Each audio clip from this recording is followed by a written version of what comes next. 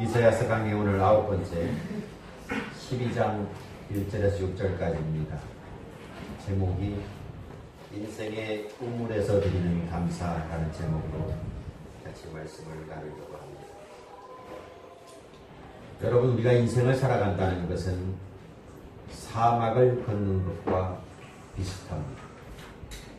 보이지 않는 길, 그마저도 모래바람으로 수시로 바뀌는 길, 언제 닥칠지 모르는 모래폭풍, 극심한 더위와 추위, 모래 언덕에 앞을 가려서 미래를 알 수 없는 답답함, 신기루의 유혹, 또 목마름의 고통, 이 모든 것이 우리들 인생을 살아갈 때 우리 가운데 예기치 않게 불쑥 나타났다가 사라지기도 합니다. 지금 사막을 걷는 분들도 이 가운데 계실 겁니다. 그런데 그래도 사막을 떠나지 않고 살아가는 사람들이 있습니다.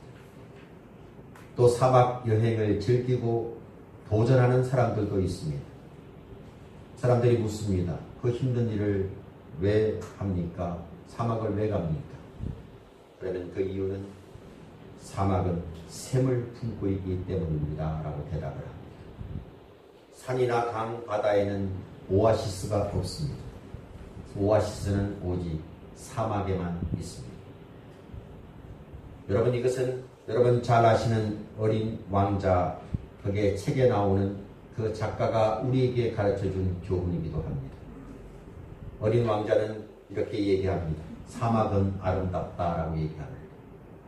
사람이 뭐가 아름답소? 하고 물었더니 이 어린 왕자는 대답하기를 사막이 아름다운 건 어딘가 우물이 숨어있기 때문이다 라고 이야기를 합니다.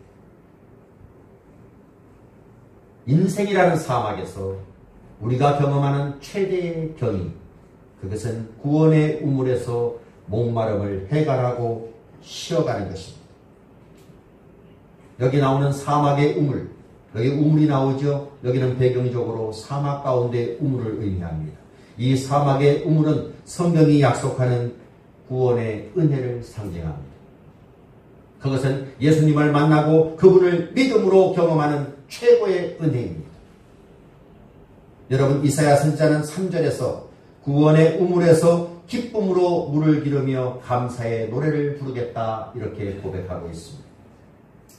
구원의 은혜가 없는 사막은 절망 그 자체입니다. 주님께서는 신약시대에서 이 땅에 오셔서 마태복음 11장 28절에서 이렇게 말씀합니다. 수고하고 무거운 짐진 자들아 다 내게로 오라. 우리를 안식의 오아시스로 초대하고 계십니다. 또 요한복음 7장 37절에 보면은 누구든지 목마르거든 내게로 와서 마시라 라고 구원의 우물가로 우리를 초대하고 계십니다. 오늘 본문에서 이사야 선지자는 본문에서 그 구원의 은혜의 본질이 무엇인가에 대해서 우리에게 대답을 주고 있습니다. 이사야가 말하고 있는 은혜의 본질이 무엇일까요? 여기서 말하는 은혜란 도대체 무엇을 말하는 은혜일까요? 세 가지를 말씀을 드립니다. 첫째, 진노 대신 위로를 주시는 은혜입니다.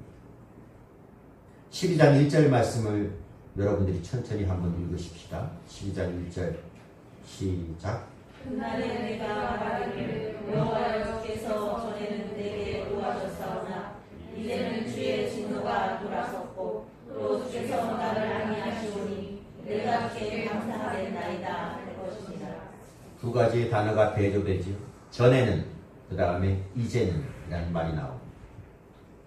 이 구절은 이스라엘 백성들이 아수르라는 나라 침공을 받아서 이제 노예가 될 위기에 처해 있었을 때 갑자기 그 아수르가 퇴각을 합니다.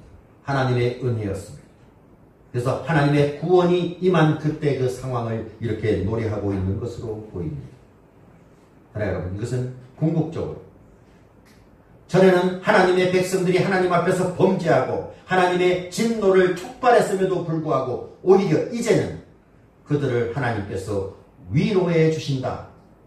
그 구원을 감사한다는 내용입니다. 이스라엘은 과거의 홍해에서도 이런 구원의 노래, 감사의 노래를 부른 적이 있지요. 홍해에서 구원을 받았을 때 불렀던 노래가 있습니다. 그런데 바로 이 노래는, 이사야에서 나오는 이 구원의 은혜의 노래는 오늘 이 시대를 보게 되면 우리가 새로운 출애굽, 영혼 구원, 내가 거듭났을 때 그때 상황을 영적으로 출애굽했다라고 이야기를 합니다. 그리고 여러분의 삶 속에서 하나님의 구원을 체험할 때마다 우리 입으로 올려드려야 될 고백의 노래입니다. 우리는 지금 신약 시대에 살아가고 있습니다. 그렇다면 새로운 언약의 시대, 이 신약 시대에 살아가는 하나님의 자녀들이 하는 고백을, 똑같은 고백을 한번 들어보실까요? 에베소서 2장 3절에서 5절 말씀을 얼른 찾습니다. 신약 성경 에베소서 2장 3절에서 5절.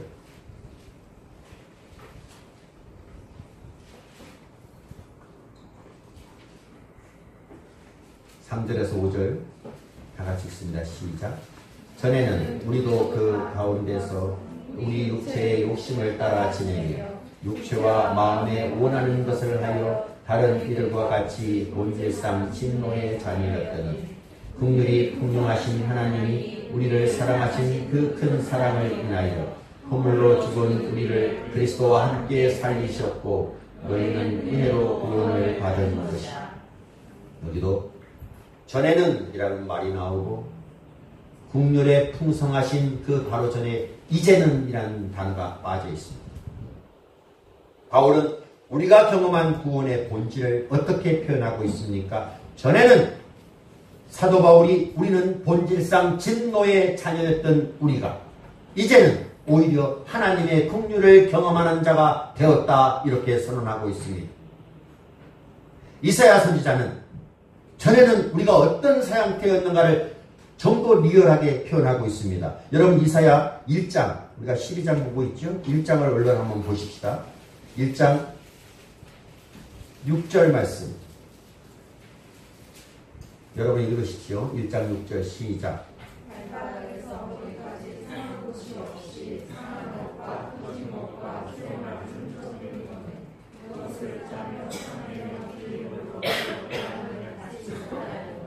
우리가 전에는 이런 사람이었습니다. 호세아서의 호세아 고백도 한번 들어보십시오. 호세아서 6장 1절 말씀을 제가 읽습니다. 오라 우리가 여호와께로 돌아가자. 여호와께서 우리를 찢으셨으나 도로 맞게 하실 것이요 우리를 치셨으나 싸매어 주실 것이니라. 여러분, 우리들의 부모는 내가 잘못할 때 채찍을 들습니다. 그러나 징계 후에는 더 큰 사랑으로 우리를 위로해 주시는 것이 우리 부모님들이십니다. 그것이 바로 하나님께서 우리에게 주시는 구원의 체험입니다. 527장 보면은 찬송가 어서 돌아오라는 찬양이 있습니다. 3절에 보면은 채찍 맞아 아파도 주님의 손으로 때리시고 어루만져 위로해 주시는. 채찍은 아프죠. 근데 채찍보다 더 큰 위로로 그 은혜로 우리를 감싸주시는 그런 하나님. 우리가 전에는 하나님 앞에 범죄했던 죄인이었지만 그래서 이리 터지고 저리 터져서 성한 곳이 한 군데도 없었던 우리 죄인의 모습이었지만 그러나 하나님께서 이제는 우리를 위로해 주시고 긍휼을 베풀어 주시는 그 은혜, 그것을 하나님 앞에 감사로 노래를 불러야 됩니다. 이것이 이사야 선지자가 말하는 구원의 은혜의 체험입니다. 두 번째 보십시오. 이사야가 말하는 은혜의 본질은 뭐냐? 두려움 대신 신뢰로 살게 하시는 것입니다. 이사야 선지자가 구원의 은혜에 대한 이사야 선지자의 또 다른 표현을 두려움 대신 우리가 신뢰로 살게 하신다, 이렇게 말씀하고 있습니다. 12장 2절 말씀을 또 읽으십시오. 12장 2절 시작. 돌아라 하나님은 나의 구원이시라. 내가 신뢰하고 두려움이 없으리니 주 여호와는 나의 힘이시며 나의 대우시며 나의 구원이시니라. 여기 신뢰하고 두려움이 없으리니 이스라엘 백성들이 똑같은 고백을 드린 때가 있었습니다. 홍해의 기적을 체험한 이후였습니다. 앞에서는 바로의 군대가 쫓아오고 있고 뒤에서는 쫓아오고 있고 앞에서는 가장이 홍해바다가 넘실대고 있습니다. 앞으로 갈 수도 없고 뒤로 갈 수도 없는 진퇴양난에 빠졌습니다. 사면 초가에 빠졌습니다. 출애굽기 14장에 보게 되면은 이스라엘 백성들은 심히 두려워하여 하나님께 기도했다라고 표현하고 있습니다. 그러나 그때 이스라엘 백성들을 위해서 중보기도하는 모세가 백성들에게 이렇게 외칩니다. 출애굽기 14장 13절에 보면은 너희는 두려워하지 말고 가만히 있어서 여호와께서 오늘 너희를 위하여 행하시는 구원을 보라. 마침내 홍해가 갈라집니다. 하나님의 구원의 손길을 경험한 이스라엘 백성들은 출애굽기 15장에 와서 하나님 앞에 찬양의 노래를 드리는 장면이 나옵니다. 출애굽기 15장 2절에 보면은 여호와는 나의 힘이요 노래시며 나의 구원이시로다. 그는 나의 하나님이시니 내가 그를 찬송할 것이요 내 아버지의 하나님이시니 내가 그를 높이리로다. 제2차 세계대전 이후에 사람들은 긴 어둠의 터널 속으로 들어갔습니다. 앞을 내다볼 수가 없었습니다. 무엇 하나 예측할 수 없는 상황 속에 빠졌습니다. 그래서 한 경제학자는 갤브레이스라는 사람은 불확실성의 시대에 우리가 살아가고 있다 이렇게 선포를 했습니다. 어떤 일이든 예측할 수 없는 상황 속에 두려움 속에 지구의 모든 사람들이 살고 있었습니다. 이때 유명한 신학자 폴 틸리라는 사람은 사람들의 마음속에 불안을 사로잡고 있는 것은 두 가지다. 하나는 존재론적 두려움과 하나는 목적론적 두려움이다. 모든 인간은 이 두 가지에 사로잡혀 있다라고 이야기를 합니다. 존재론적 두려움은 우리의 존재를 위협하는 죽음, 바로 이것이 존재론적 두려움이에요. 목적론적 두려움은 결국은 나도 인생의 목적을 이루지 못하고 떠날지도 모르겠다는 생각 때문입니다. 이 두 가지 두려움이 우리를 사로잡고 있다라고 이야기를 합니다. 그런데 여러분, 이런 확실하지 못한 시대에 살아가는 우리들에게는 희망이 있잖아요. 왜? 가장 믿을 만한 분, 영원한 분이 우리의 아버지십니다. 나는 그분의 인도를 받아서 매일매일 살아갈 수가 있습니다. 이것이 얼마나 감사한 일입니까? 복음서에 보게 되면 회당장 야이로의 딸이 어느 날 병에 걸려서 죽었습니다. 모든 희망이 사라지고 실망 속에 있었던 이 회당장 야이로를 향해서 주님은 이렇게 선포하십니다. 마가복음 5장 36절에 보면은 두려워하지 말고 믿기만 해라. 따라하십시오. 두려워하지 말고 믿기만 해라. 두려워하지 말고 믿기만 해라. 이것이 구원의 본질입니다. 두려움 속에서 살아갈 수밖에 없는 우리 인생들이 두려움 대신 믿음으로 살게 하신 것, 얼마나 감사한 일입니까? 이것이 구원의 은혜의 본질입니다. 마지막 세 번째를 봅니다. 이사야가 말한 은혜의 본질은 목마름 대신 기쁨의 해가를 주시는 은혜입니다. 이사야 선지자는 마지막으로 아주 절묘한 표현으로 구원의 본질을 설명하고 있습니다. 이사야는 이제 우리가 구원의 우물에서 기쁨으로 물을 깃게 되었다 이렇게 이야기를 합니다. 이것은 더 이상 목마름의 고통이 없다는 것입니다. 이사야의 시대가 지난 오랜 후에, 정확하게 730년 후에 이 땅에 예수 그리스도께서 오셨습니다. 그분은 구원의 생수로 오셨습니다. 그리고 평생 목마름으로 헐떡거리고 있는 한 여인을 만났습니다. 남편이 5이 있었지만은 목마름은 끝이 없었습니다. 이 사마리아 여인을 만난 주님께서는 요한복음 4장 14절에서 이렇게 말씀합니다. 내가 주는 물을 마시는 자는 영원히 목마르지 아니하리니 내가 주는 물은 그 속에서 영생하도록 솟아나는 샘물이 되리라. 여러분, 이것이 복음입니다. 내 안에서부터 영생하도록 솟아나는, 끝없이 솟아나는 샘물, 이것이 구원의 본질입니다. 행복이 우리 밖에 있는 것이 아니라 우리 안에 이미 존재해 있습니다. 그 생수는 끝없이 솟아오릅니다. 그 복음을 받은 사마리아 여인의 반응을 보십시오. 동네 사람들 보기 창피해서 한낮에 오참을 잘 때 그 시간을 이용해서 물을 길러 나왔던 이 여인, 이 복음을 듣자마자 물동이를 던져버립니다. 그리고 동네로 뛰어갑니다. 내가 메시아를 만났다고 소리를 칩니다. 내가 메시아를 만났습니다. 그분이 내게 목마르지 않는 생수를 주셨습니다. 이것을 외치고 다닙니다. 자신이 경험한 구원의 은혜를 드러내고 있습니다. 이사야 선지자는 이 구원의 우물에서 생수의 은혜로 해결한 기쁨을 이렇게 표현합니다. 4절 읽으십시오. 4절 시작. 그날에 너희가 또 말하기를 여호와께서 사하라. 그의 이름을 부르며 그의 행하심을 만국 중에 선포하며 그의 이름이 높다 하라. 여러분에게 이런 기쁨, 이런 감사가 여러분에게 있습니까? 이 감격을 내 이웃에게, 가족에게, 더 나아가서 직장에서 열방에게 나누어 주고 있습니다. 여러분 진심으로 여러분 자신이 기뻐하고 있습니다. 여러분 옆에 사람 얼굴을 이렇게 보세요. 정말 기뻐하고 있는지를 한번 보십시오. 이런 우물가의 감사를 여러분 잘 아시는 이혜인이라는 시인은 아주 감격스럽게 그 감사를 표현했습니다. 한번 묵상해 보시죠. 우물가의 사마리아 여인처럼, 이것이 제목입니다. 이혜인. 언제나 일상의 우물가에서 작고 초라한 두레박으로 당신께 물을 길러드린 저에게 이제는 두레박 없이도 물 깃는 법을 거듭 깨우쳐 주시렵니까? 당신의 깊고 맑은 우물 자체로 제 곁에 계신 순간부터 저의 내일은 새로운 축제입니다.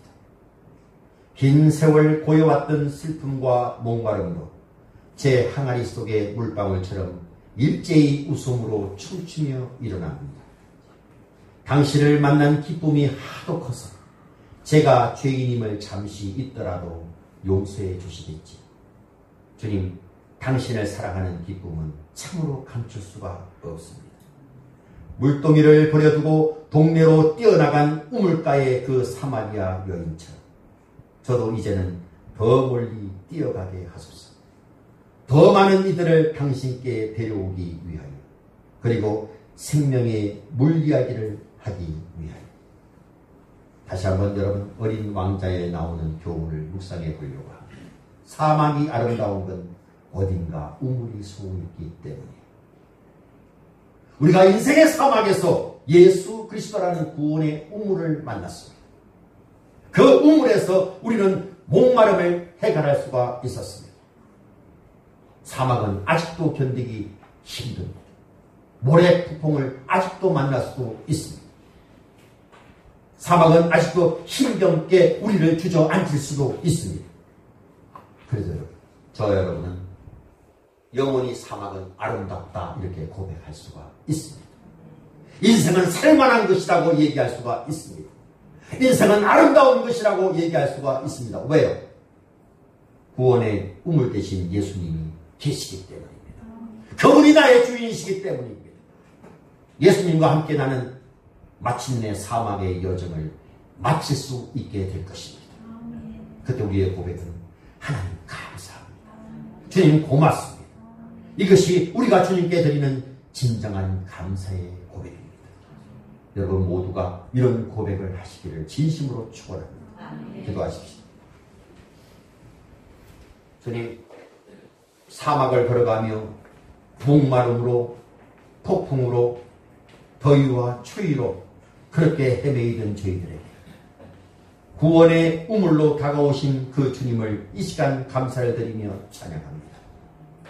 그 우물가에서 저희들은 한없는 위로를 경험했고 두려움 대신 믿음으로 살게 되었고 그리고 기쁨으로 날마다 살게 해주신 그 하나님의 은혜 우리가 받았습니다.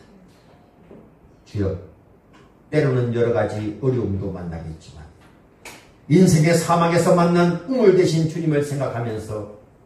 모두 이길 수 있도록 하나님 힘을 더하여 주옵소서.